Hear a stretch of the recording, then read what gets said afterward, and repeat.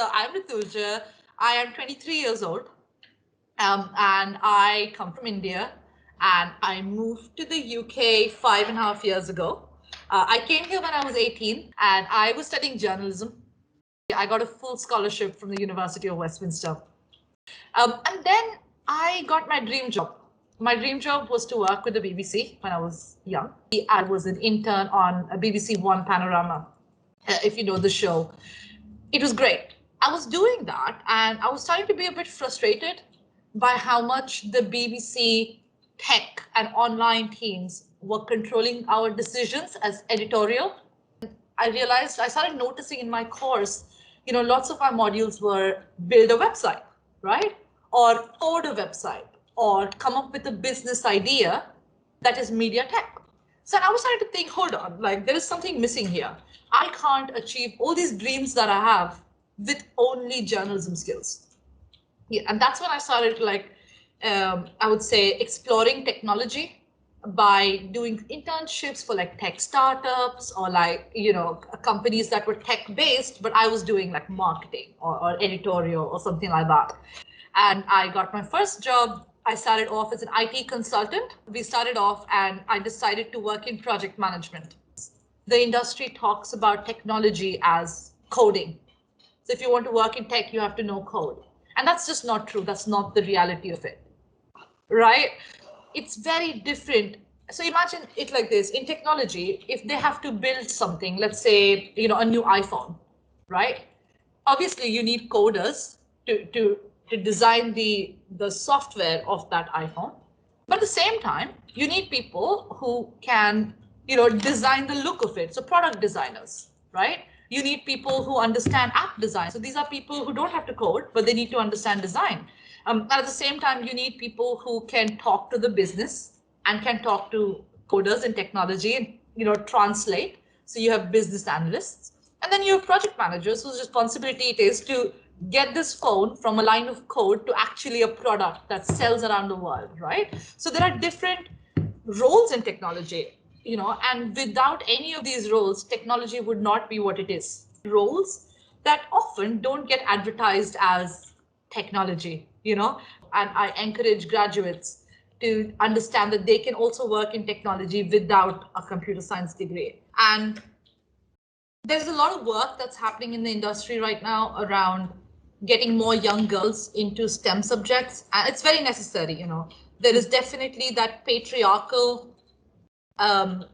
notion to the fact that math and science for so long have been seen as male subjects. I work with an app called Kajigo app. I work with another organization called Girls into Coding. And both the organizations, what they do is they go into schools and they talk to young girls. They teach them how to build robots, how to code, at a very young age, between 10 to 14, and kind of you realize that at that age, because they don't know all these things, these patriarchal notions, they're not, their vision isn't blurred by any of this. Yeah. They're more into it, right? And that's fantastic. And we need to do more of that. Women genuinely sometimes don't know the amount of options that are available in technology. If you're young, you're starting out, if you don't see role models, how do you know you can do it, right? And probably men, on the other hand, have it a bit easier because they've always seen people in leadership positions, right? They've seen people who are politicians, scientists and technologists and owners of massive big companies. I often say this quote. It says, "You can't be what you can't see." Oh, right? Beautiful. So why improving gender diversity should be a priority? Especially in technology, if you have diverse teams, more human teams, then your technology will be better and it will represent what human society is like. So what I mean to say by that is, let's take an example, right? Let's talk about a fridge. Say you're building a smart fridge which is artificial intelligence powered and it talks to you and it knows everything, right? It does everything. So imagine you're building a fridge like that. On that team, if you only had coders and developers, right? and say for whatever reason they happen to be men, because this how the industry is. There are lots of men, there are a lot of young boys who've just come out of like the best schools in the world, so Harvard and MIT, and they're all the Steve Jobs and Mark Zuckerbergs of the world, and they build that fridge. Yes, the fridge will be good. So now imagine that same example with a team of people who are, let's say there's a mom on the team, right? There's a woman who happens to be a mom, and she suddenly knows how that fridge is used by her children, not just by her. And she brings that experience. Imagine having somebody who comes from a food nutrition background, right? This person has that knowledge that this coder doesn't. They know how to store food properly, right? And they will add that functionality into that fridge, and your fridge is suddenly better than other fridges. Now imagine if this food nutritionist was a woman, right? They also bring that added knowledge of how a food nutritionist feeds her family, and then she can bring that experience into it.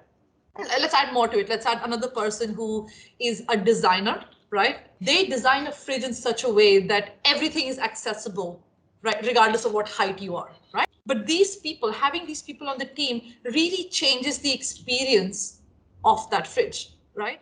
But if you had more representation, more diverse representation from different walks of human life, it would change that technology. It would change what artificial intelligence looks like, because that intelligence is of all of us collective. Very important to mention is that it's not like math and science only. Absolutely, absolutely. So for the girl that is out there, what guideline would you like to give her for being the industry in the future? Yeah, I think my first advice is that say yes, right? Whatever opportunity you get in life, just say yes and be flexible, right? Plans change. If you have hobbies and if you have interests, bring them to your career, right? We need more people in careers who are human. Is you will be different from everybody else, and that will make you that much more successful. There is no traffic on the extra mile. Yeah. So if everybody is doing, everybody has a job probably. We all make a livelihood. We all go to university, we study, and there's only so much everybody is doing. But if you go the extra mile, the difference is unbelievable, because not a lot of people are doing that, right?